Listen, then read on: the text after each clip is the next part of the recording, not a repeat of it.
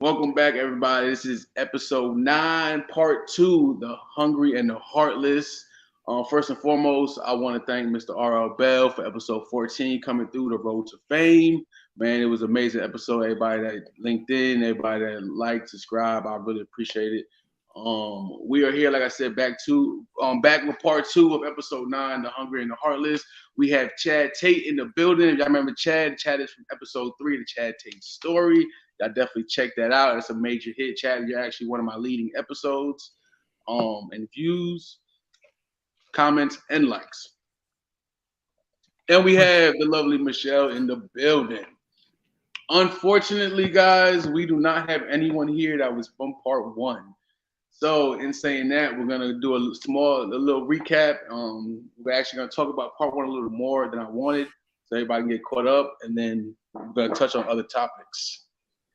So, in saying that, what's up, guys? How's everything going? Everything's fine. I'm good. I'm great. It's great to be on with you again, Jay. I hated that I couldn't be on part 1. Man, me too, man. Me too, man. But at the same time, it's cool because Michelle and I weren't on part 1, but we were at odds as to how to think about this issue, at least at the Facebook level, which is why I hate social media and prefer stuff like this, so we can have a conversation. I'm glad you actually mentioned Facebook. So let's catch everybody up that didn't watch the part 1 of episode 9. Number one, everybody that was in part 1 and my 2 guests today, we're all in a group together on Facebook. That we basically, you can talk about everyday problems in the world and debate about them. You know what I mean? So that's actually how this topic came up. And I thought this would have been a great topic to talk on the podcast. And like there's a lot of debating, a lot of bickering going back and forth. But at the end of the day, we all want the same thing, and it's nothing but love. We all get together at least once a year to hang out and just enjoy each other's company. Like, what was the last trip we did in? What was that? July? Last July? No, there was a meetup. There was a meetup since then that I couldn't come to. Really? Down where y'all are. Oh, what? Yeah. I didn't hear nothing about that. Me neither. Yeah, there was. It was like a pop up. So. Oh, so it wasn't an official meetup then? Nah, we didn't do like a big thing for it or whatever. But yeah, there were some people who had never met each other before who came to that little get together. Oh yeah, okay. I know you're talking about. I remember they were at some restaurant or something. Yeah. I know you're talking about. I remember that. It was like 5 or 6 people. But last July we were in New Orleans. Yeah, that was a blast. We had fun. But in saying that, let's get started. We're gonna recap part 1. Let's see. So I want y'all to give me y'all opinions on the whole matter of free lunch during summer school or just throughout the year alone. Let's start with you, Chad. What's your thoughts on that? No, I want Michelle to start. Let's start with Michelle. Go ahead. Hold on. Before we even start, everybody watching, everybody in the future is about to be watching. These two been waiting for this moment for the past month. Since I aired part 1, they've been waiting to go at each other for the past month. Before part 1, I wanted to be on part 1. Yes, sir. Yes, sir. Okay, Michelle. Okay. I am for kids having lunch, summertime, school, during school, breakfast, all of that. No kid should be denied food. It's just simple as that. I don't care if the parents make buku amount of money, no money. I think the government should provide all children's lunches, just so it won't be a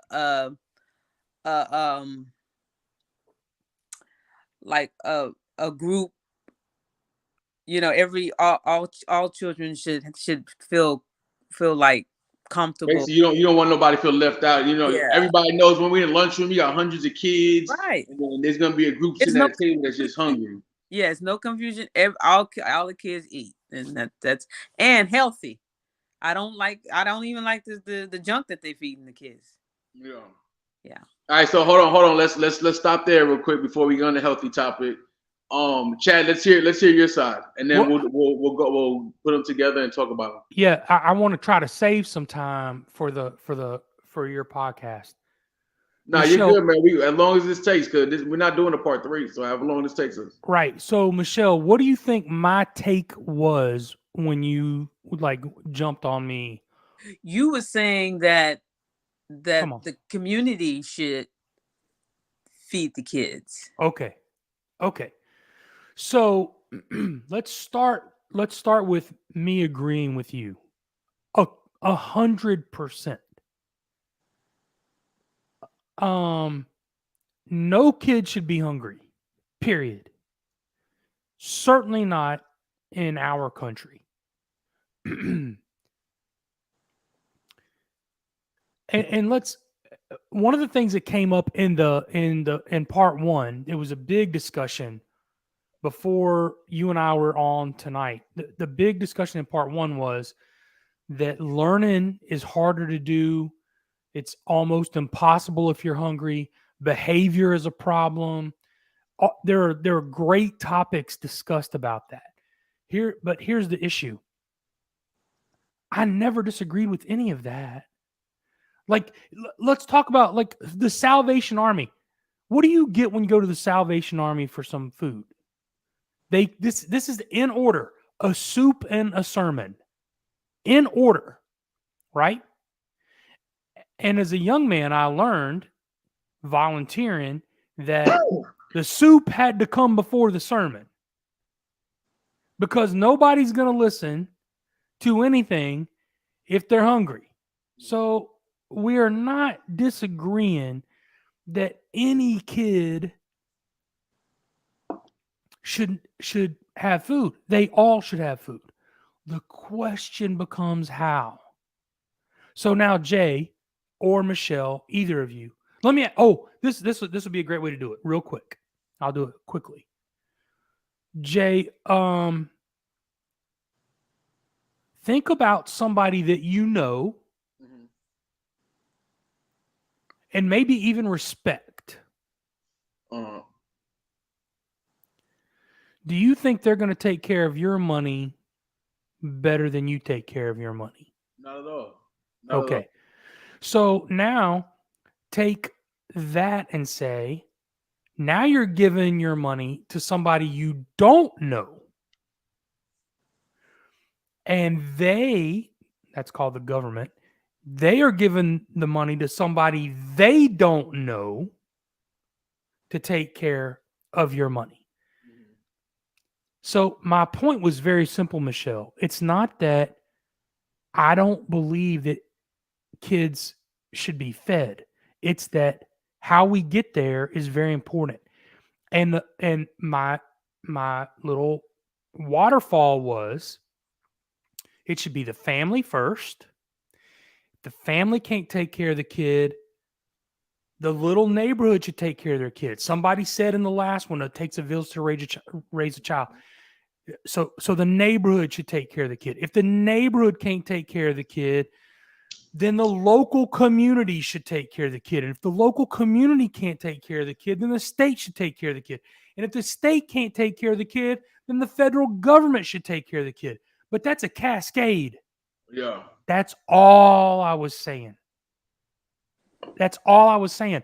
I don't trust you with my money, Michelle, even though I know you're a property owner, you're a landlord, as am I, and I don't trust you with my money. I wouldn't expect you to trust me with your money because we only know each other kind of through this. Right. So all I was saying was it should go from as tiny little local as it can, the family first, to the federal government at the very, very, very, very end. And I say that would be fine and dandy if the government wasn't demanding so much of our tax. Now you're making my argument for me. Hold on. Let's try to stay on topic though. Let's try to stay on topic. All right. We could touch on that, but let's stay on topic though. All right. I mean, but So are we all in agreement that all kids should be eating at school? Absolutely every day. Okay. All right. And for everyone watching and for people in the future that's watching, like I said, go back to episode 9, part 1. Even though I know there's 15 episodes of it, you have to scroll down and find it. So a little bit of a continue to recap on part 1 for the guests that I did have. That was everybody's saying the same thing. I think Paul was a little more on your side when you, Chad, when you were saying like it shouldn't be the government's job to do. You know what I mean? Paul's a Republican. I'm not. but ideologically, yes. Yeah. You're right. Yeah. But I definitely understand where everybody's coming from. And so we're actually going to touch on a different topic today. Okay. good. So that's basically what all of part 1 was about. So this topic, all right, so there's a constant talk about the difference between schools with lots of money and schools that don't have as much. Is there a difference? If so, and what is it? Let's start with you, Michelle. The difference is the location of the school. Well, look, all right. Before you even say it, that's how I wrote the questions. But let's just keep it real. When I say the schools that don't have money, I'm talking about them hood schools. You know what I mean? You talk about what? Hood schools. Oh yes, okay. I mean, schools in the hood. Yeah, You know what I right. mean? Yeah, just So let's just keep it real. So yeah, what is the difference when it comes to money wise? If you guys think there's a difference or not. it is a big difference. Like the extra like music, football. I'm at the athletic department with the equipment. I could say the attitudes in there. Certain teachers at times. For me, I've always went to a middle class type of school. So I've never been to the hood school, but I've been like with my cousins. Like go to his band stuff, and I have to wait on him to get out of school and stuff. And it was just I could see it was just different. Yeah. He's telling me, don't talk to, come over this on this side. Don't be over there with them, all that kind of stuff. I never, I hadn't experienced a lot of that, but it was just certain things he would tell me to be mindful of, Definitely. Before you give your input, Chad, I want to give mine real quick because so I've always went to schools in the hood growing up. I didn't actually go to like a middle class school until my sophomore year in high school. But my brother now, mind you, we lived in the same household, but my brother always went to the nicer schools. Right? Why? So in saying that, why? Yeah. That's a good question. Let me find that out, and I'll get back to you. All right. I'm really not sure, honestly. I don't know. Okay. So even as a kid, I knew the differences and seen the differences. Like perfect example, my high school in New York. Do y'all remember that movie High School High? Yeah, sure. That's my high school to the T. High School High, metal detectors, everything like horrible. That was my school. You know what I mean? And this is in the 90s. This was in 2001. 2001. Okay. Yeah. High School High is with I forget the dude's name, but it's like a really, really slumlord, like slum school, really bad, like the perfect definition of a hood where school. you went. Yep. Yeah, like where I went, like horrible. Okay. I didn't see seeing a high school high, but I can't get that must be in the 80s. No, it came out in the 90s. It was like in the 90s, but mid 90s. But anyway, so like with my brother, he went to school, the high school he went to. Let's like for example, they had 2 statues that sat out in front of this high school that was over $100,000 a piece. You know what I mean? And then So I seen the differences. This is in New York or in Texas? In New York. Okay. So I seen the differences, like Michelle mentioned with bands. You know what I mean? Like when it comes to the money side, like on one of my schools, we didn't even have a band because there was no money for it. We had money for basketball and for football because that's where money was coming into. You know what I mean? So there was a lot of programs, and that's not even sports. You know what I mean? But a lot of programs that had to get cut out because there wasn't enough money to feed that.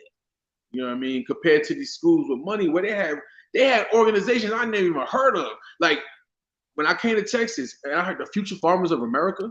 Draw your account. You know what I mean? I'm like, what is that? You know what I mean? Like that's some middle class shit. You know what I mean? And then when I finally did go to a middle class school, I wish Jimmy was on here because Jimmy would tell you. Me and Jimmy went to high school together. Oh, man. Yeah. Dang. I wish he was on too. We went to high school together, played football. He was our quarterback. Oh. But it's saying that though, like I go to this new high school, middle class high school, and there's rugs. Like there's rugs in the hallway. You know what I mean? There's separate lines for lunch. You got regular school lunch, and then you got a line that you could buy nachos and pizza and hamburgers. I'm like, what the fuck? Like this is amazing. Like I've never, you know what I mean? I've never seen it. And then the gyms, the locker room, just the locker rooms alone are different. You know what I mean? Like it's crazy. Like it's crazy how these nicer schools look in the suburb areas. Yeah. Compared to schools in the hood. Yeah. You know what I mean? Like it is wild. It is wild. So I went to one of them. The one of what? I went to a high school like Jay just described. A hood school? I'm sorry? A hood high school? No. No, the ones that he just described at the end. It's a suburb high school. Yeah. So here's what. So I got to Tampa in 1985. I was in junior high school, and in 1984 there was a school built to take some of the overflow because Tampa was growing so fast. That's not where I'm from. I'm from Virginia, but I got there, and by the time I got to this high school, it's now 1987. The school is 3 years old. It's not rugs on the hallway, Jay. Everything was carpeted. The entire school was the cafeteria was carpeted. The only thing that wasn't carpeted was the gym. Yeah. Wow. So it was incredible. And at the same time, it was still diverse because Tampa bust kids out to our school. Uh-huh. They bust kids. You talked about Ybor City on our first conversation. They bust kids from Ybor to where I live, and those are my football teammates. Those are my wrestling teammates. That's like when I lived in Tampa. I didn't go to Blake or anything. I went to Brandon High School. Oh, Brandon. Yeah, and I lived in Tampa. We should have a talk about that separately. But anyway, Brandon and Gaither are twin schools. Gaither is where I went. And if you took Brandon and flipped it over, I think it's Brandon or Bloomingdale. Anyway, whatever. If you flipped it over, it'd be the school I went to. They were built by the same architect, etc. Brandon or Bloomingdale, maybe in Bloomingdale. Anyway, but my point to you is this: that yes, it's different, and yes, it can make an impact on how the kid thinks about himself or herself. It can make an impact about what they think they should get in life or deserve in life or whatever. All that is very true. So money makes a difference in everything. And you're going to hear me talk about money anytime you want to talk to me about anything political or otherwise. But now that I just said all that stuff, that doesn't mean that's the answer. Like, I don't think every school should be funded the way they're funded now. Well, it's not possible. It's not possible. It's not possible. It's not. not possible. You could, if you took all the money out of the counties and out of the, if you took the property tax conversation out, you could, at a state level, spend the money equally by child. You could do that. But once you add, what's the word I'm looking for? Once you add politics into it. Politics is important, man. Yes. Once you add politics into it, it's not possible. But what I'm saying is, and this is where, and I wish Lou was on for us to have this argument. What I want is for the money to follow the kid instead of the school. Yeah. How would that be possible? How do you think that would be possible? Well, it works here. I don't live in Texas. I live in North Carolina, and so that's how it was done out there. Yeah. So if you want to go to a charter school here, the money follows the child. Okay. It does not follow a school. It doesn't follow property tax. It follows the kid. That's so if I, as a dad, want my son, which I did, to go to a charter school instead of the high school our little neighborhood said he's supposed to go to, I just try to get him in the lottery to get him in the charter school, and he did. So the money should follow the child, not the school. I think that's real good because that'll make other schools be competitive to do more. Come on. Yes. You know what I'm saying? And to like, hey, we got to vamp up our computer, lab. Oh, we get some students. I mean, it's just like anything. Yes. If money just coming because of the building fund, like a church or something, there is no government monopoly that comes close to school systems. School systems are a complete monopoly. Yeah, they have no competition unless the money follows the kid. That the money follows the kid, and then. What about the kid? What about the academic? Does it? Oh, not where I live. Okay. Now there are schools where you have to qualify. So hold on, back up. All right, so you're talking about charter schools. Is it possible to work public school wise? Well, this is the thing, Jay. It's kind of this. It is public school, but without the same level of government regulation. So it's still public because they still follow the same state curriculum and everything. They have to they have higher graduation rates. They have higher. I mean, because they compete against each other. But the money that's coming to the kid goes to the kid as opposed to some school system that's jacking it up. Lou spent 15 minutes on your last podcast about this, talking about how the money's already allocated and she has no control over it. And she's an administrator. It's like we can't do anything. It's already allocated and blah, blah, blah. You give that money to the kid and they go to the school that you think represents your values. And from that point forward, if you suck at it, like if your school sucks, they're going to fail, and they do. If they're great, they're going to succeed. Why? So when you say fail at it, do you mean as in like kids failing grades or just like No, I mean the school's closed because they can't get students because they suck. Okay. Yeah. Okay, I see what you're saying. Yeah. Okay. Because they suck. So if you open a grocery store and you're great at what you do, people are going to come to your grocery store. And if you suck at it, you're going to lose. Right. Yeah. So I'm not saying I'm not trying to replace educational foundations that I grew up in public school, only public school. I never went to a private school in my life, not even college, nothing, no private school. Is this the whole entire state? Does this the money follows the kid, or just in your county? In my state, the money follows the The kid. entire state. Wow. In my state. That's what's up. Yeah. There are states like that. And there are great success stories of these charter schools. And there are failures. There are failures in my town.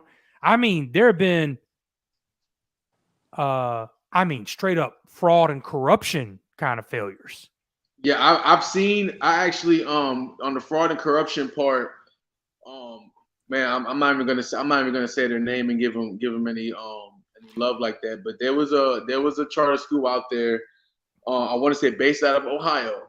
Y'all can look it up. It was a real big scandal.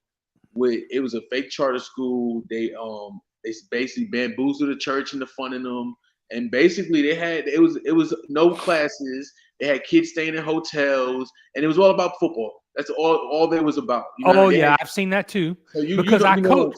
Listen, You know Doc. I mean? Let me tell you something. I coached high school football at this charter school where my kid went. Okay, I coached high school football and wrestling. And we saw schools that were fake schools that were just designed for sports. Yep. Sure. Barely have a website. Wow. Yes. So, but here's what happens. When the market gets in charge, it takes care of itself. It took like 2 years and then they were gone. And either the people went to jail or whatever it was, they're out of business. Ooh, yeah. They're just out of business. Yeah. Okay, so let me make sure. What state are you? I know you said it earlier, but what state are you in, Chad? I live in Charlotte, North Carolina. Charlotte, North Carolina. Okay. And does South Carolina have that same basis? No, I probably not, because no, I'm not sure actually. I don't know all the state laws for all the states. I know there are. I will tell you this though. I don't know South Carolina's state laws, but I will tell you this. Some of the most successful examples of charter schools in America are in a state that is completely blue. New York. Yeah. Manhattan. The Lower East Side. They have great schools I'm like, wow, you can choose a Catholic.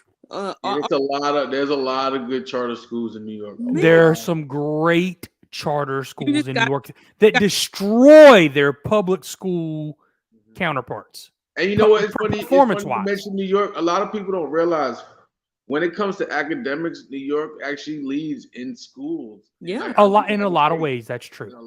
And they beat out a lot of states when it comes to academics. In a lot of ways. Does the money follow? It seems money follows the child if the parents decide to get their child in, because you said your brother went to all the nice schools. Yeah. Well, keep in mind, they wasn't charter schools. He just went to schools. But I mean, y'all was able to pick school y'all wanted to go to. Nah, he was using addresses. He was using my jurisdiction. Okay.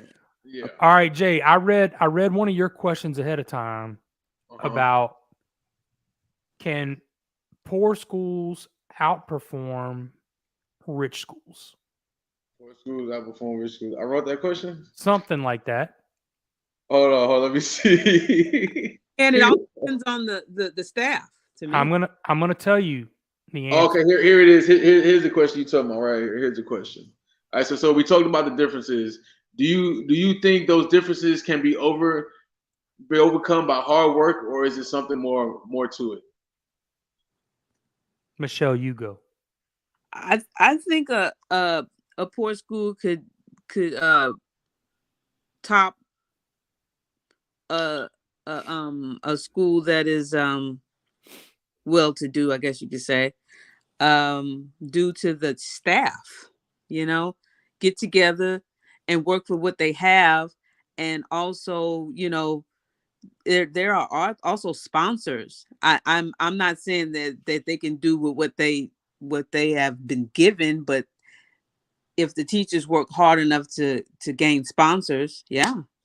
All right. So let me comment on that since I went to these schools in the hood. I wish it was that easy. I wish it was that easy. Number one, man, how can I say this without sounding like an asshole? There's teachers out there. Shout out to Ms. Boris Jarakisan, my kindergarten teacher, which I still talk to this day. Shout out to Mrs. Settles that I still talk to this day, my junior high school basketball coach, and she's like a mother to me. People like them, they care. Right. Miss Settles does so much for the community. She's an activist.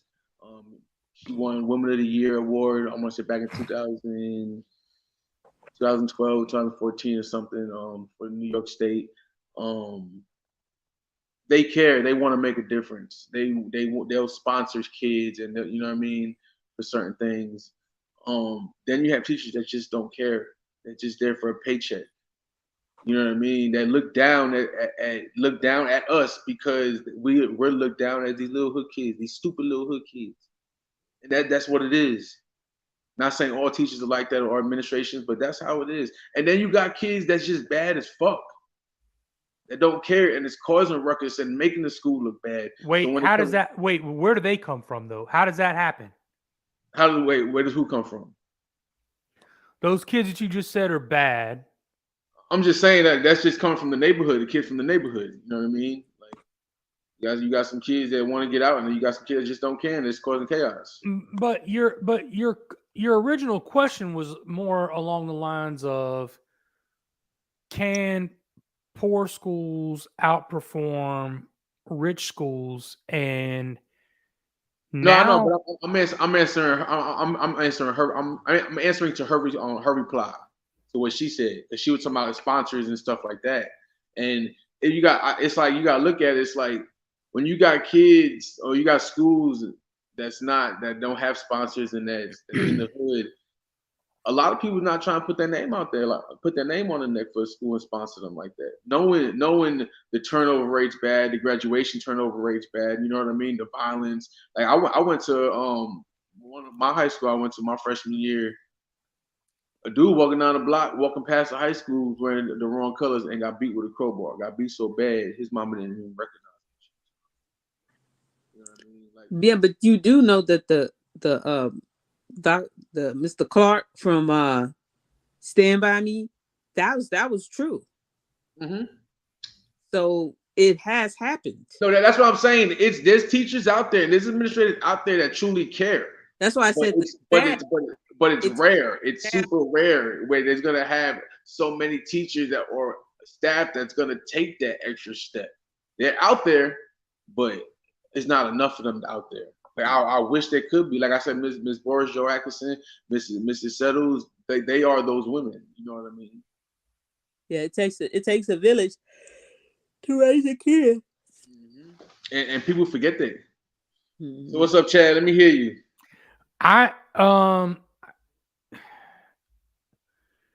I'm telling you right now that poor schools can wreck rich schools if you have the right leadership in place.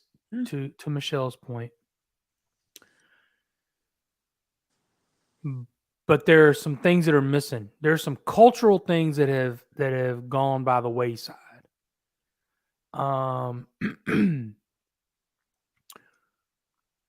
School discipline today is not the school discipline that I grew up with. There's a school, Dunbar High School in Washington, D.C. The first half of the 20th century, first of all, it was an all-black school. And they destroyed all of the white schools around them, all the public and private. But this is the first half of the 20th century. So I'm telling you, like, this is when segregation was still a legal thing in America. And you're talking about on an academic aspect, right? On an academic level, they wrecked all the white schools around them. And it was cultural. It was an expectation of excellence every day when you came to school. You were expected to succeed. You were expected to behave. And if you didn't, you're disciplined for that. I grew up in the 70s, and I'm telling you right now, I get twitchy just thinking about this, but I remember my mom sitting down with Miss McMillan in first grade and saying, if he acts up, you whoop him and then send a note home with him and we'll finish it. Finish him. This is 1976 or 7, maybe. All right, hold on. Stop right there, Chad. Stop right there real quick. You said that was 1977, right? Sure. So fast forward, right? Fast forward to 2002, Trinity, Texas. Trinity High School. I'm in the same situation, brand new school, and we're in the office with me and my brother, my parents, and the principal. And they're going over rules and regulations, right? And the principal go ahead and say, you see this paddle we have right here? If you sign, talking to my parents, if you sign this paper, this will give us permission to paddle your kid on the butt if he acts out. And are you saying you believe this should still happen? Absolutely, 100%. Okay. Whoop that child. Yes. Yes. Okay, so check it. This is where we're going to disagree 100%. Check it, right? So, let's go as when it happened and as a parent, I'm gonna give you both aspects, right? So when I hear this as a kid, I'm already thinking, all right, I'm from the concrete jungle from New York. You got me in a country town in Texas, right? I'm looking at this big old dude, like looking at him like, you're not about to touch me. Like, I'll be damned if you put your hand. If I act, and I don't plan on acting out, you know what I mean? But shit happens. You're in high school then, though? Yeah, I was in high school. Yeah. Okay. So my thing is, I don't know you, and like, who are you to think you about to put your hands on me? Even if my parents signed this paper, if you was to try to put your hands on me, like, we fighting. That was my mentality. You know what I mean? Like, real shit. Like, who the fuck are you? Like, hell nah. And this is coming, like, I'm fresh from New York. You know what I mean? Like, I've never heard of no shit like this. Like, never, like, a paddle. Like, what the fuck? A paddle? Right. So in saying that, as an parent now, I still disagree with it because you were not about to hit my kid. All right. But here's the thing though. I had been whooped already by my mom and dad. You know, I knew how that worked. My granddaddy, I mean, like I knew how all that worked. Mm-hmm. So when she said that to Miss McMillan, I made a mental note at 6. I'm telling you, I'm 50. At 6, I made this mental note. I ain't ever gonna do nothing wrong in this mug.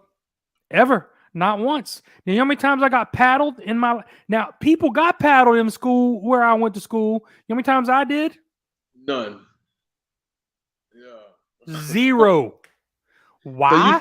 Because I knew what was going to happen. So by the time I got to high school, that wasn't even a conversation. They still had whoopings in high school when I went to high school too. Yeah. I never got... No, son. I was terrified. These people will take me out. They will kill me. When I go home, if I embarrass, this is the difference.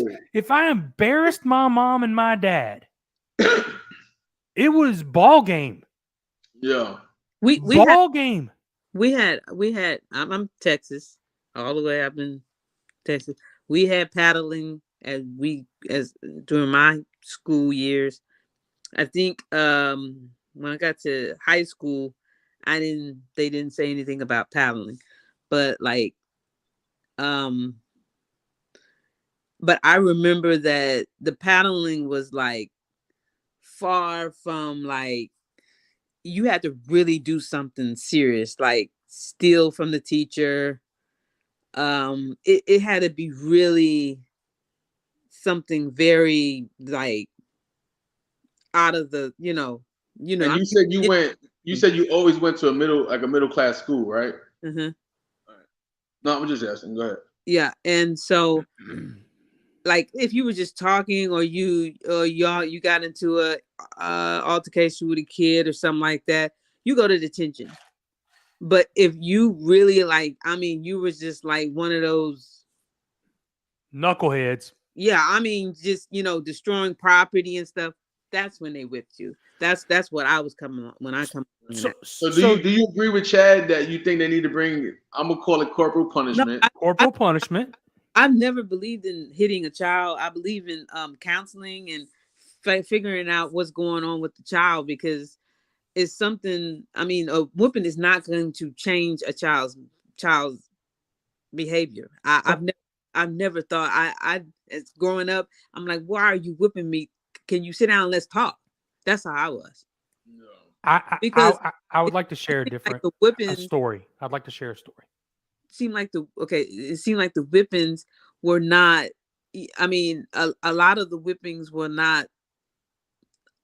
But they'll whip you and they're like, I love you, right? And if you love me, you would sit down and we'll talk and explain why are you whipping me, because it was never in me growing up. It was never explained really the reason why. It was a basic, but not to resolve the problem. You know what I mean? Yeah. All right, Chad. Hold on. Before you comment, Chad, we have a comment right here.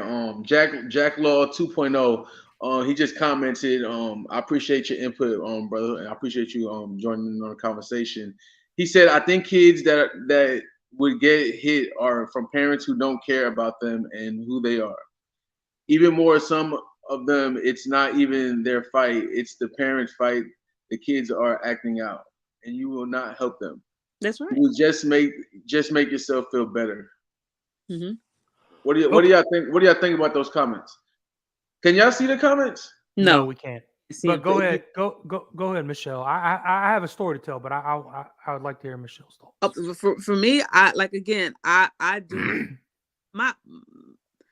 my dad did not really whip us. He like he'll tell you something, and if you don't do it, he'll like take his big hand and then like pop you on the butt, like, I told you, don't do that. And that was it. It wasn't like a constant beating, but his wife, she whipped you for anything. Yeah. Just for looking at her. And it was just crazy. I'm like, why in the hell are you whipping me? This is just, I mean, she come to find out she was a bipolar issue. But yeah, I was like, this is stupid. So it just confuses a child, I think. All right, I'm gonna get my input from that comment, and then we're gonna let Chad tell his story. I wouldn't necessarily Jack's Law 2.0. I wouldn't necessarily say if a parent hits their kid, they don't care about them. But I will say there's other options. There's definitely other options. You know what I mean? Besides hitting your kids. But like I said, I wouldn't necessarily say they wouldn't care. And saying that, and I appreciate you communicating and coming back and forth with us. Go ahead, Chad. What you had to say? Yeah, I appreciate the comment too. It's important to talk through because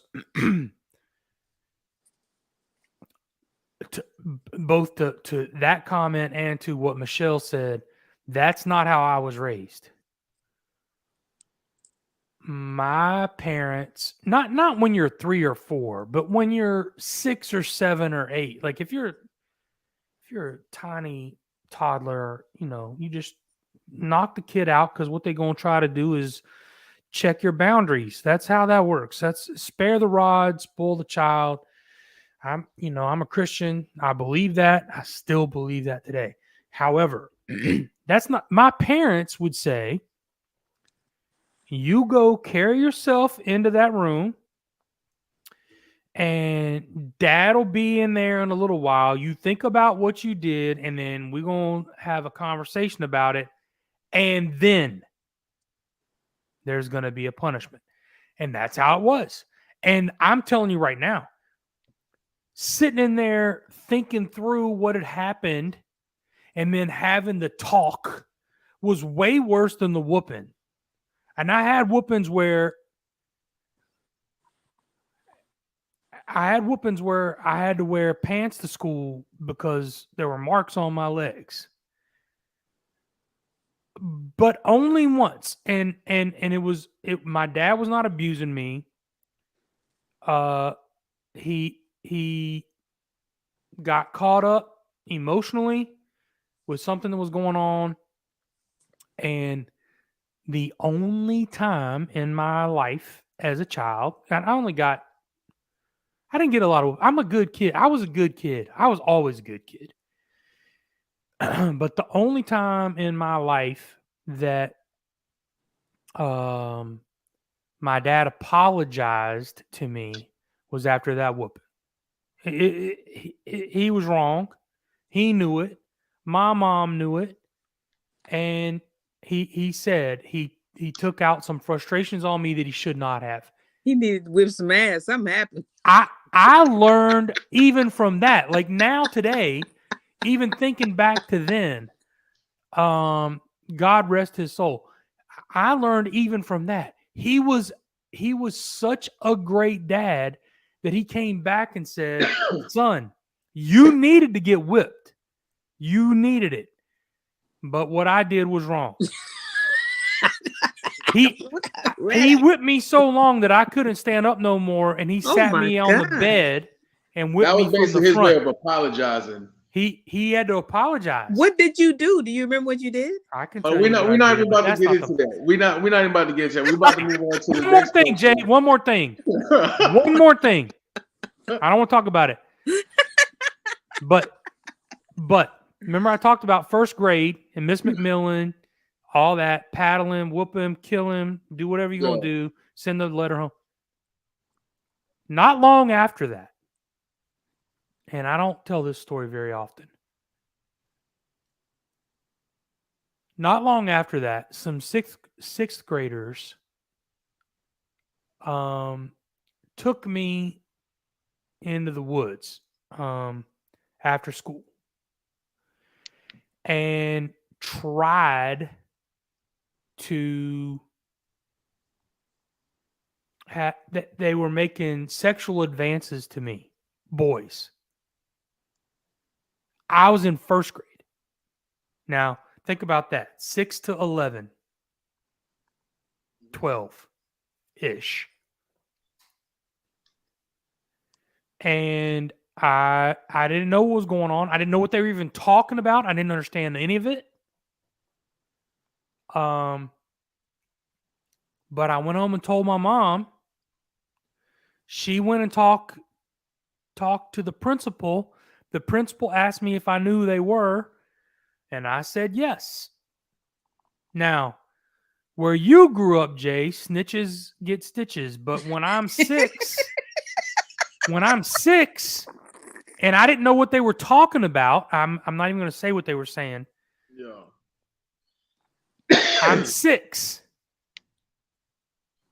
And so I told the principal who the 6th graders were. That's what you're supposed to do. Yeah, definitely. But for copyright, they got in trouble. Hold on. They got whipped, and guess what happened after that? Chad, hold on. For copyright purposes, this story is all allegedly. I ain't even telling you who they are. No, I don't even remember. I remember one of their names. I don't. But no, of course this is alleged. Yeah, this is just my story. Only. Sure, it's my story. I could be making it up. Guess what happened? They all got whooped.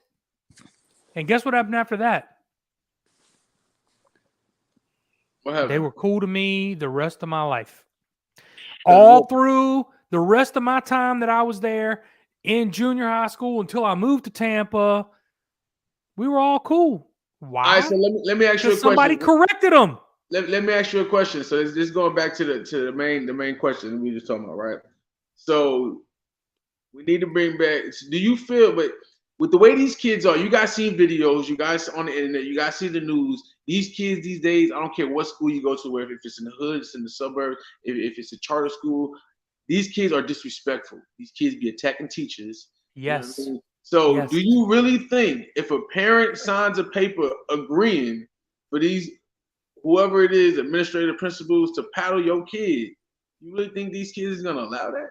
Well, No, my they're not. No, they're not. no, So like, no. You're missing my whole point is it should have never gotten to that point. Right. no, Shouldn't have it. It should have never. This is a cultural issue. Like okay. if you corrected the kid when he was 4 Mhm. or 7 Sit down or and talk. 9, Right. at 15, they're not going to be talking back to their teacher. Right. Yeah, the communication is gone because the TVs, the technology, that took its place. And what's on TV? Attitude, dramatizing everything, you know? Yeah. Jack's Law 2.0, he said yes, on Reckless, that is true. There are a lot that are, but no more than that was. We made them that with how their parents were treated. That I agree with that. I agree. I definitely agree because it's definitely a trickle down. But because like back in the day, yeah, there was some wild kids. I was a wild kid myself, but I truly feel now that I look back at this younger generation, the high school generation, the kids in their early 20s, yo, these kids is total like on some different disrespectful shit. Like, so But like Jay, hold it on. kills me to look at it. I'd be like, what the fuck? Doc, listen to me, man. Listen, young blood, listen. I know a little bit about your childhood. Yeah.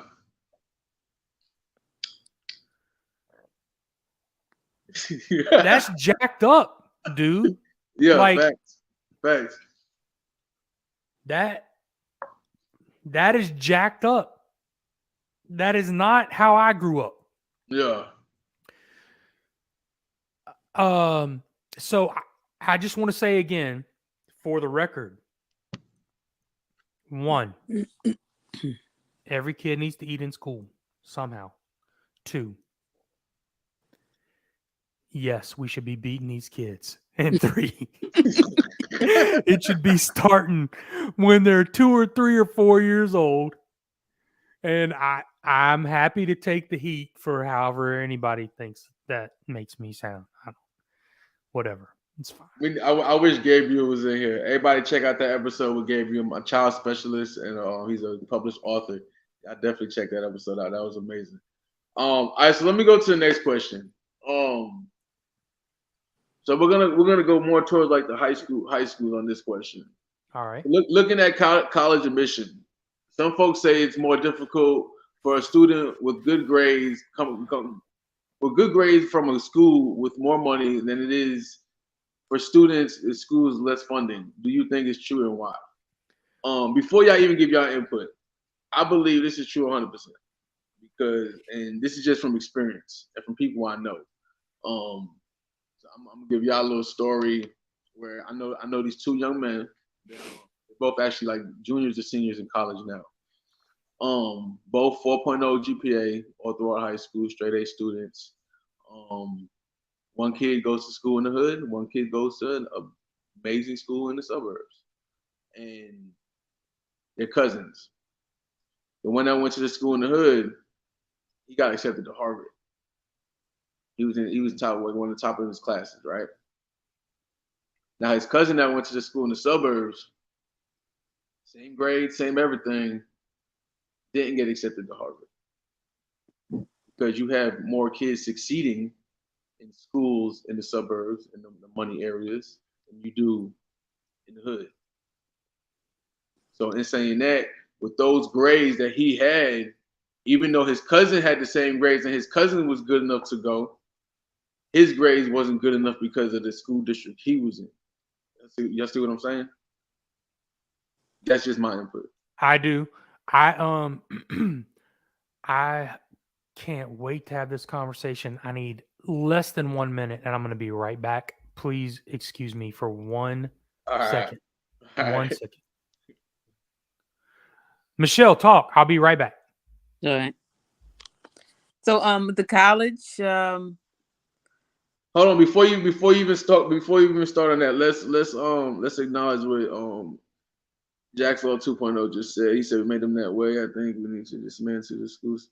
He said, I think we need to dismantle the school system starting now. The way we are doing it sucks and it's outdated. All right, so my question to you, Jack's Law 2.0, you said I think we need to dismantle the school system starting now. All right, dismantle it, and then what? How would we start different?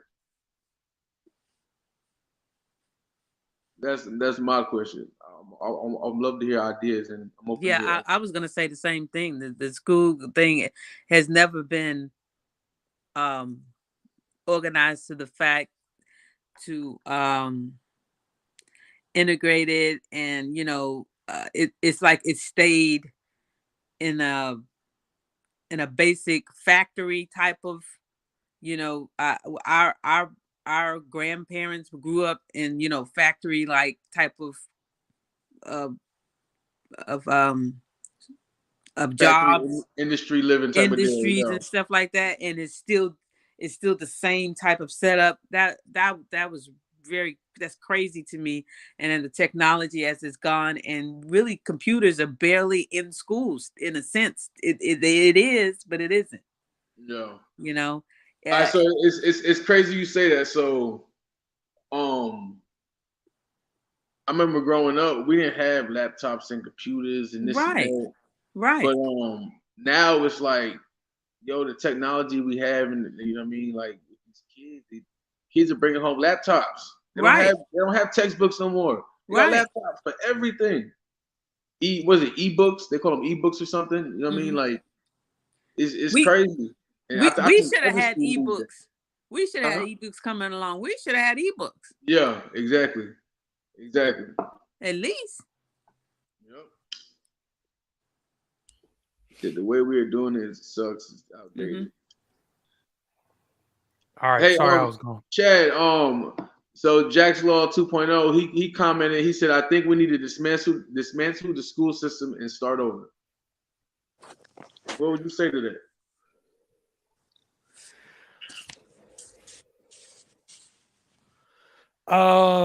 Jack's Law 2.0. I'm starting to like you. I wish I could see these comments. If you click, do y'all see where it says comments banner and brand? Nah, nothing. I can't see that. No, I can't see it. Oh, damn, that's it. All right. Anyway, but let me answer his question. To some degree, I think that's exactly what we need to do. I think, like, for example. Oh yeah, I see it now. I'm sorry, I see it. Wait, where is it at? But you have to get off the screen and then go. It says more, under more. No, I don't have that. I'm on a computer. I'm not on a mobile device. All right. So anyway, wait, comments. Maybe it's on comments. Yeah, that's what it's on the comments. Oh, yo, Jack's Law 2.0. Yeah, he been commenting for a minute. Oh. Oh man, man. Yeah, you said all kinds of stuff to me. Dang, I want to go back and talk to Jax. All right. In answer to what Jax just said, though, man, he said a bunch of stuff about me. All right. So yes. Jay, I'm not a big fan of big government. Right? I'm not a Republican. I'm not a Democrat. I voted for both parties over the years since I was eligible to vote. Mostly because I try to focus on issues, and as a result, I've stayed independent my whole life. I didn't vote for Donald Trump. I still can't believe that guy was our president. But ideologically, I think you would agree I'm probably more conservative, right wingish, right? Probably.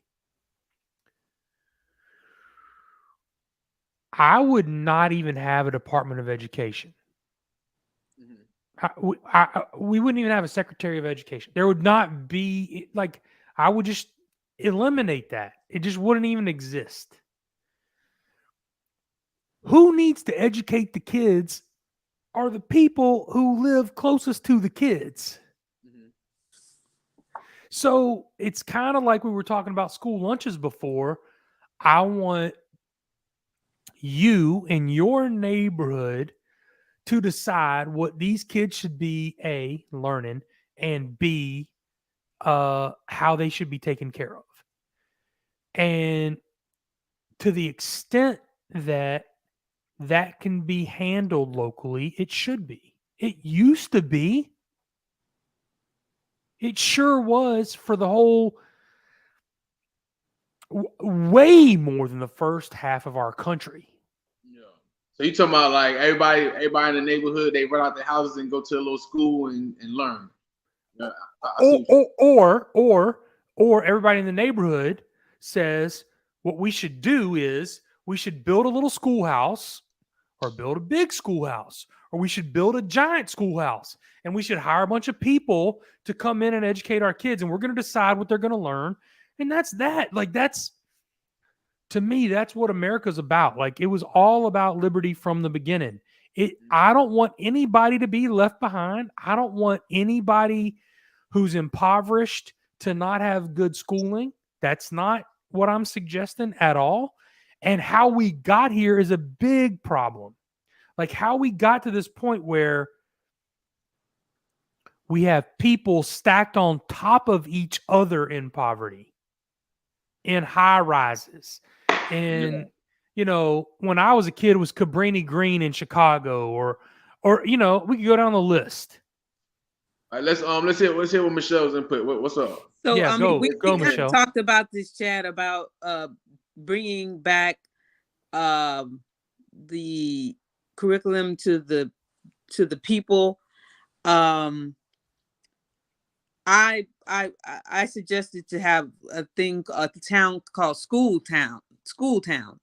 Okay. It's a town. It's like like a little country school town. They have a school, grocery store. They have the farm. It has everything on that, you know, a community would have. A community, a shop, a car shop, well, an automotive shop, all of that in it. It's like a little town. Kids go to school, and that's how they're learning. They're learning the same thing we're learning out here, but it's called School Town. And where I grew up, it was called Junior Achievement. It'll work itself because people, like, our parents can come on and shop at the grocery store. People can shop at the grocery store, but it's just you know they're gonna make a little mistakes because this is School Town. You know what I'm saying? Yes. It's just like at those barber colleges, same thing. Exactly. So I'm gonna say that. I'm gonna say this. Then we gotta get back on topic. Jack's Law, I appreciate that comment. That was actually a really good comment. You that gave us some good look, something to talk about.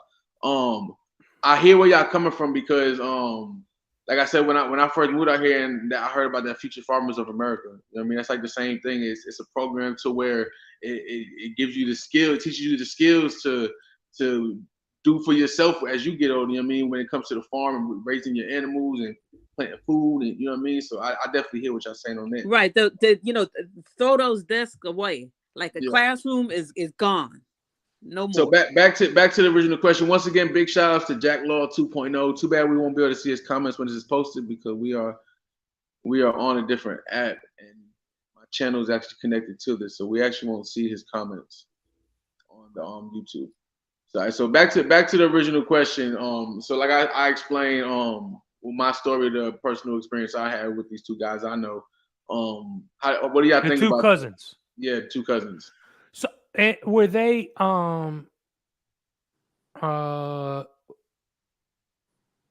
were they black, Spanish, but both like similar, like they were both Hispanic. That's how they would identify, right? Yeah.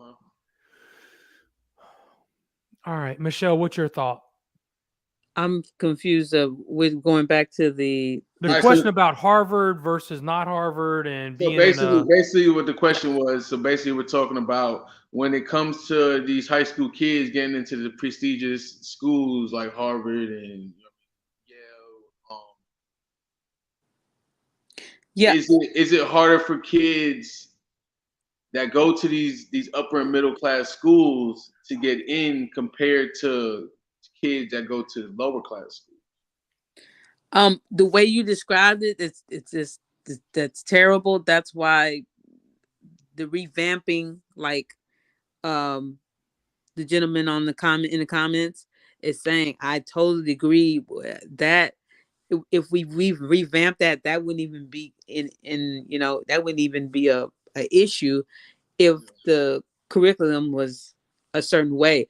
College would be really if you want to go, but by the time you get out of high school, your knowledge will be at a college level. Yeah. For what I'm speaking about, it'll be a more advanced. So college needs to, up their game of what I'm talking about. Yeah. So we're speaking on more what would you call it? Like I said, the prestigious schools, the Harvards, the Yales, you know what I mean? But they're not really they're not teaching at a high level as, like I said, we're high technology. They're not doing that. No. I mean, truly, I think that the colleges should have a little space town. You know what I mean? We going up in a balloon and stuff. We ain't doing none of that. Hovering, a real hover bike. You know what I'm saying? Or a scooter, not the one with with still on the ground. Kind of thing. What you think, Chad? What's your opinion?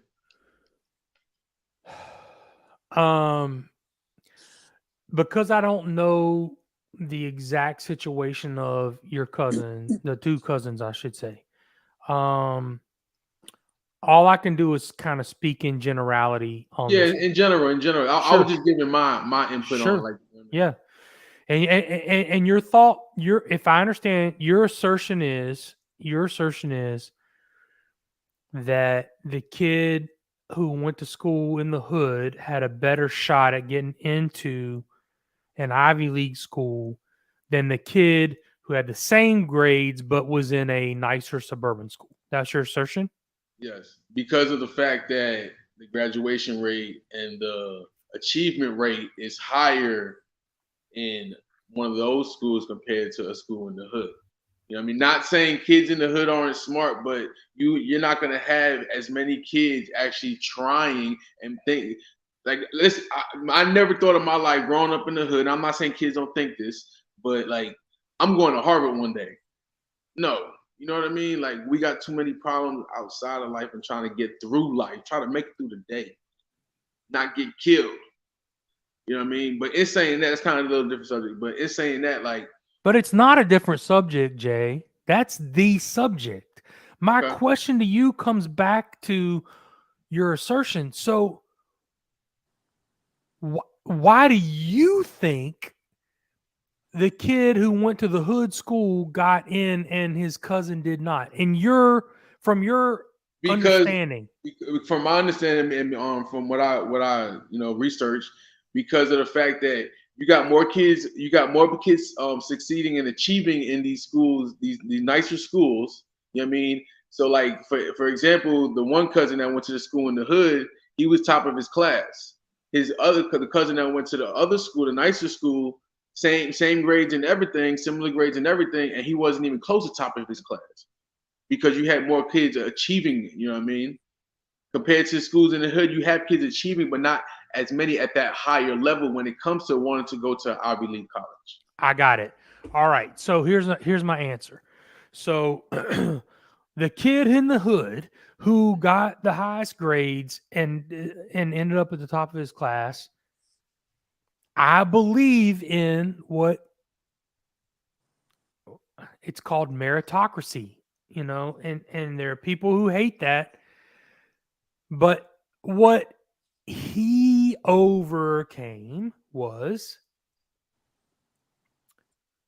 a tough neighborhood, a tough school system, a tough time in life, whatever it is. And the other kid has all these opportunities available to him because of where he lives. All right, hold on, Chad. Jack's Law, I don't know how you are in my guest box, but who are you that you're trying to get in on my stream, and how did you get an invite? Continue, Chad. You don't want to bring him on? Bring him on. I want to talk all is. night. I'll be here. I'll be here until tomorrow. I don't know who it is, and we're live. All right, that's fine. That's fine. So what I'm suggesting is that merit should count. And if you graduated at the top of your class, that should be a big deal. Whatever that class is, here's where I get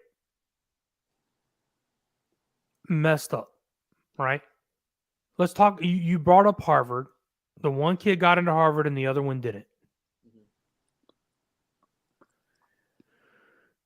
Where I start to get concerned is when we talk about things like,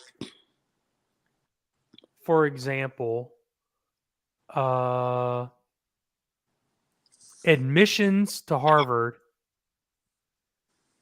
and should we give extra credit to people who can't perform?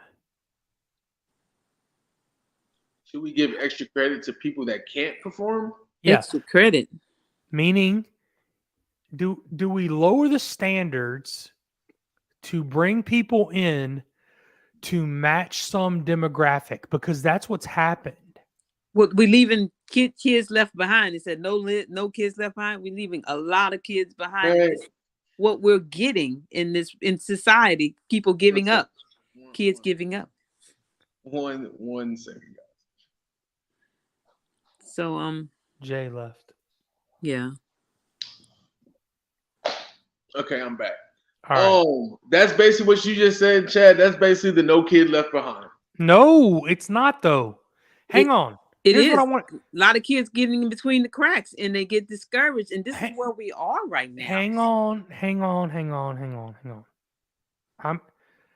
I don't want anybody to be left behind. What I'm talking about is I know you're not saying that. No, that's what I'm saying. There's a thing. Well, so I don't know if they have it. It's in North Carolina, but in Texas and a few other states, there's this thing called no kid left behind. Yeah. So basically, if you're not up to par and you're not academically there, they're still gonna pass you as long as you're trying. Yes, which is a problem. I'm agreeing with you. That's what I'm saying. Okay. I'm agreeing 100%. Merit should count. Yes. That no kid left behind. That just tells kids only thing I have to do is come to school and sit here and show up, and I'm gonna pass.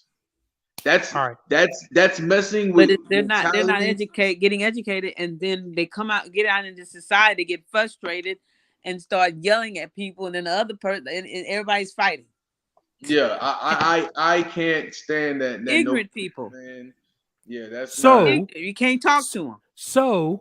But this is what academia has done as a response to that.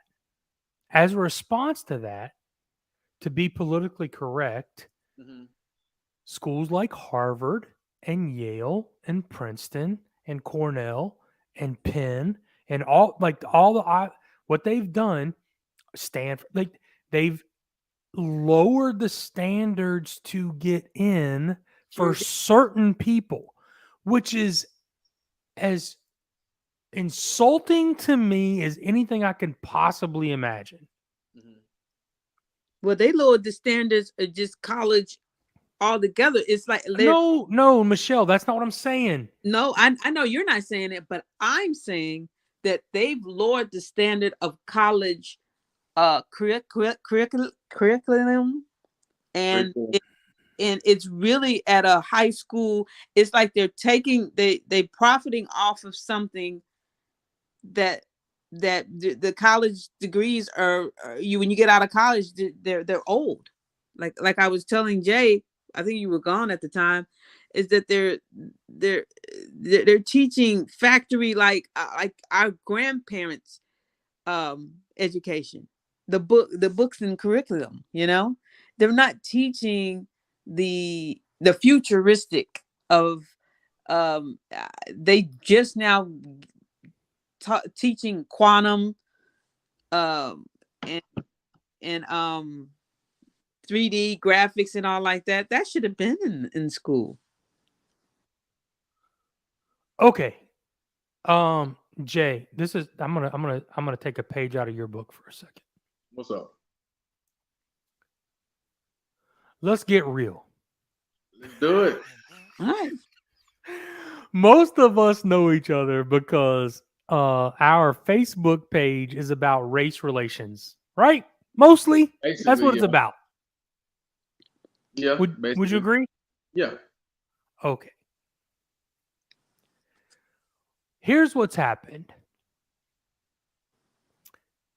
The entire push for civil rights was just, can we have the same opportunity so we can prove that we're equal?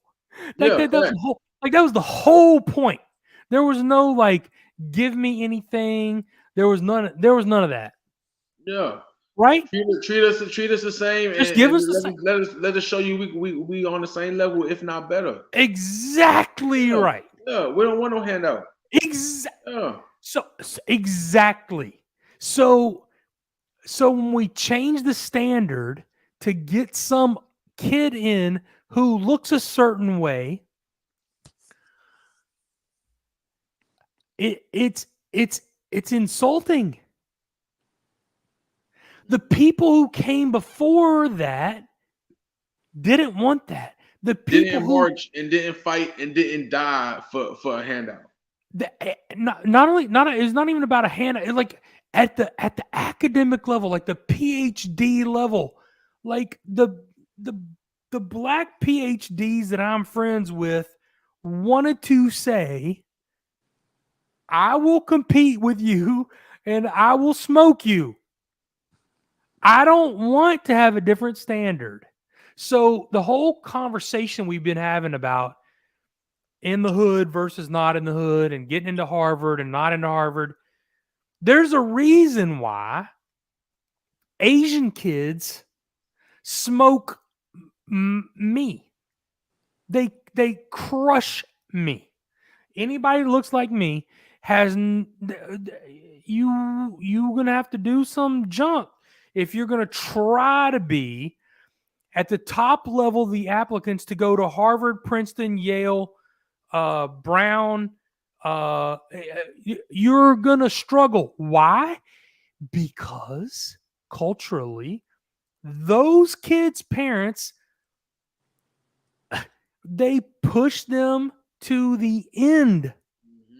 I mean, they're going to school 6 hours a day, and then they come home and they go to do homework, and they go to study groups, and they're 12 hours in. I don't agree with all that much. It's but I totally true. I know. I know. Oh yeah. But I don't agree with their constant teaching. But I agree with their high level of teaching, like the small. Did you see the show? I mean, it was some kind of Asian show where they the kids like elementary kids was doing like a treasure hunt, but they supposed to go grocery shopping. Did you see that? They had a task and they had to go grocery shopping. So they had a camera following. They wrote down the instructions. So the kids elementary knew how to read very good. and it was like you and read these instructions. You got to go to Standards you are got high. That's what it is. They have very high standards. very high. They let the kids And go there's out nothing in the wrong with world that. by That's themselves. exactly what I'm saying. And they gave them they had to look up and get the map and find that store and go grocery shopping and bring the stuff back. That is high advance for an elementary child. I have not seen that, but Jay, you're right. That standard, Yeah, the it's standard They were that amazing. you like just in second described. grade. They were like in second grade. Yes, We because of how they were need, pushed. as a country, that's the standards we need. Yeah. Because a lot of people don't realize, depending, you mentioned the Asian and stuff, depending where they're from, they go to school year round. Mhm. They go to school year round, 7 days a week. Now I don't agree with that. They shouldn't. You don't be agree that with it, but you don't, hold on. You don't agree with it for the kids' experience. All we were talking about here, as best I understood the conversation, was how you get into these Ivy League How do you meet? schools and Yeah, whether it's fair or not. Yeah, That's the conversation. yeah. Yeah. The conversation is who deserves to be there. It wasn't me. I was an elite student. Elite student. Yeah, it's like whether anyone agrees with it or not, they put that work in and they deserve that spot. But everybody gets in these days. Okay, Anybody. but that's the point. Like, should we? But the reason they're getting in to Harvard as an example is because they're trying to make it look More like diverse.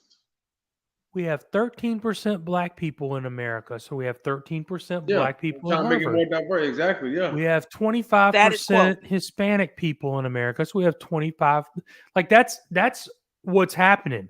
It has nothing to do with merit, which is insulting. I would be insulted. I am insulted. I'm insulted what they teaching in college. It ain't nothing. Well, they're that too. not teaching That too. the quality. So I mean, it really and truly colleges was starting to get like a money maker. They stopped teaching, and it was all about the money. And you see, and that's And why how did that's that why a happen? lot It of was people because the government started have funding education. have debt, college debt. It became a business like it is a business, but like any other business. Yeah, but it And guys, was because of we have education. 8 more minutes before we're gonna end this episode. That's All right. I'm sorry. Whatever y'all want to talk about. I for get next on 8 rants. I'm sorry. I get on minutes. rants. You good? That was the last question I had anyway. So, whatever y'all want to add in the next 8 minutes, go for it. I think we should just get like the on the in the comments. Yeah, we need to just remove the education and start from scratch and understand that we need better communication when it comes to the kids, and they're bored. I was bored in school, very bored. And yeah, I know a lot of, not a lot, but I know a couple of people, whether we're growing up with or friends, kids that get into trouble because they're bored. Mm-hmm. You know what I mean? Because, a lot of them are too smart for what they're learning. Right. Get their work done fast. I think we need more what would it be, like outreach projects or something. You know what I mean? Too many idle hands, you know. Okay.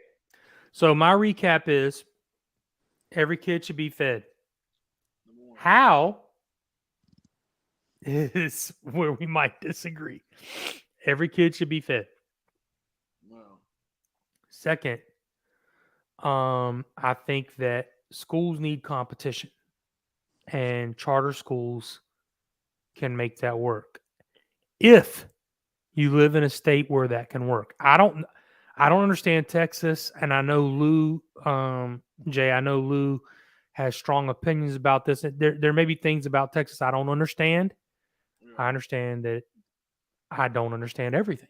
That's what I do understand, is I don't understand everything. The money should follow the kid. I agree with that. As it relates like to this last piece of the conversation, merit should count. I don't care where you're coming from. Merit should count. And if you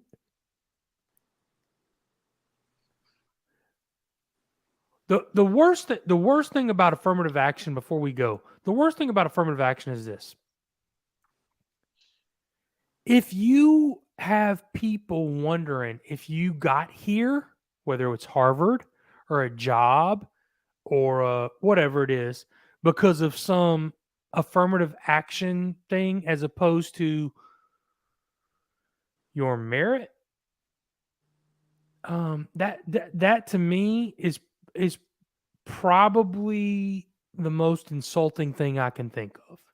I don't want anybody to ever have to wonder, like, this is America.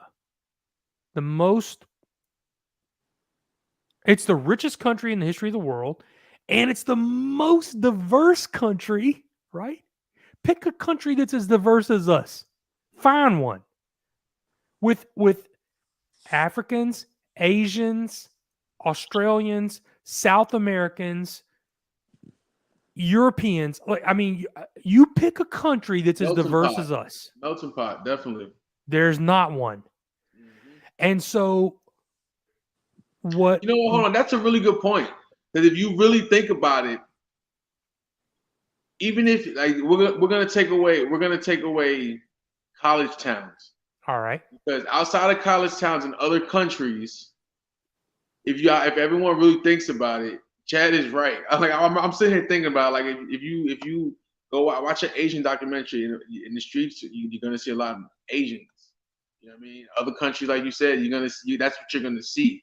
You come to, no matter where you at in America, like who knows who your neighbor is and what they are. You know what I mean? Like it's so diverse. Even in the rural areas, it's super diverse. You know what I mean? But yet we most prejudiced. That's crazy. Are we though? Right? Yes. Are we? Yes. Yeah. We're the most prejudiced. Yes. What other country could even be? How can you even? You know what? That's on a different episode, though. I can't wait. I can't wait. That's definitely on it for a different topic. We're gonna go ahead and end this episode, guys. Man, I really appreciate you guys. I really appreciate everybody that came and watched, or everybody. Jack's Law 2.0. I appreciate you. You know, you got mad at me. It's all good, brother. I was just asking how you came through because I didn't know there was an invite button. So I do apologize for the what's the word I'm looking for? Miscommunication on that. But I definitely appreciate all the input, man. Some of the questions you asked was amazing, man. So big shout out to you, Jack's Law 2.0. In saying that, episode 9, part 2 of The Hungry and the Heartless is complete. Chad, I appreciate you, brother. You already know. Everybody go check out, what was it, Chad? Episode 3 or 4, the Chad Tate story. 3. I appreciate you. Chad, one of your our episode is one of the leading episodes on my podcast. Y'all definitely go check that out. That was an amazing episode. A little input on that episode. Chad Tate, I did an interview on him. He was the first white male to pledge Alpha. What was it, in 1992? 91. 1991 for the University of South Florida. For y'all don't know who Alpha is. That's an all black fraternity. So that was an amazing episode. Y'all go check that out. Michelle, I appreciate you coming through. Definitely appreciate it. Good to see you, Michelle. Nice to see you. Did you like the battle? I did. It was great. Love y'all. Yes, everybody, I apologize it took so long to get episode 9 part 2 out. It took like a month, but I do apologize. We are all in different states and different time zones. But make sure y'all hit that like and subscribe button, and man, we out of here. We are complete.